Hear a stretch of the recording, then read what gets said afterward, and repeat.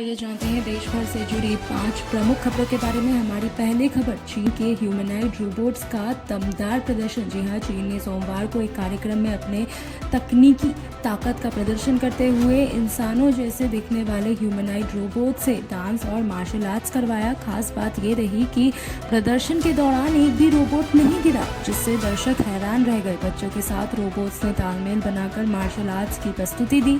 Research firms ओमीडिया के अनुसार पिछले साल दुनिया भर में भेजे गए लगभग 13,000 ह्यूमनॉइड रोबोट्स में से 90% चीन से थे, जो अमेरिका सहित अन्य देशों से काफी आगे है। विशेषज्ञों का मानना है कि रोबोटिक्स के क्षेत्र में चीन तेजी से वैश्विक नेतृत्व की ओर बढ़ रहा है। वहीं बढ़ते हैं दूसरी खबर की ओर। 10 राज्यों में राज्यसभा की 37 सीटों पर 16 मार्च को चुनाव। जी हाँ, चुनाव आयोग ने बिहार, हरियाणा, हिमाचल प्रदेश, महाराष्ट्र और पश्चिम बंगाल समेत 10 राज्यों की 37 खाली हो रही राज्यसभा की सीटों पर चुनाव की तारीखें चुनी है। इन सीटों के लिए 16 मार्च को मतदान होगा। कुल 37 सीटों में से 25 सीटें विपक्षी दलों के पास है, जबकि 12 सीटें एनडीए के खाते में है। वरिष्ठ नेताओं शरद पवार और अभिषेक मनु सिंघवी का कार्यकाल अप्रैल में समाप्त होने जा रहा है। चुनाव गिनती को देखते हुए यह मुकाबला राजनीतिक दृष्टि से अहम माना जा रहा है।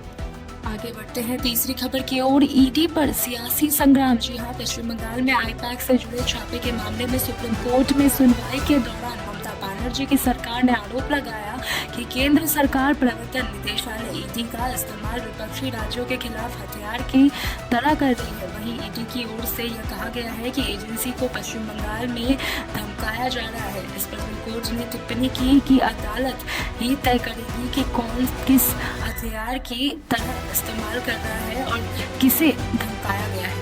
तो आगे बढ़ते हुए चौथी खबर की ओर। गौरव गोगोई का शर्मा पर तीखा हमला। जी हाँ, असम कांग्रेस अध्यक्ष गौरव गोगोई ने मुख्यमंत्री हेमंत बिस्वा शर्मा पर निशाना साधते हुए उन्हें असम का जिन्ना बताया है। उन्होंने कहा कि नेताओं को हिंदू सर्टिफिकेट देना बंद किया जाना चाहिए। गोगोई ने यह भी कहा कि जो भी नेता भाजपा में शामिल हो जाता है वो पार्टी के लिए गैर जरूरी हो जाता है। यह बयान से समय आया है जब कांग्रेस छोड़कर भाजपा में जाने की चर्चाएं तेज हैं।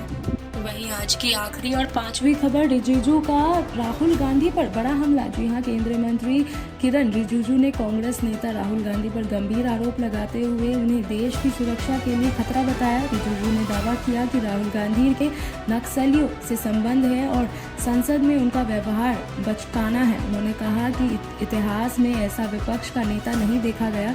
इन आरोपों के बाद सियासी माहौल गर्म हो गया है और कांग्रेस ने भी पलटवार किया है।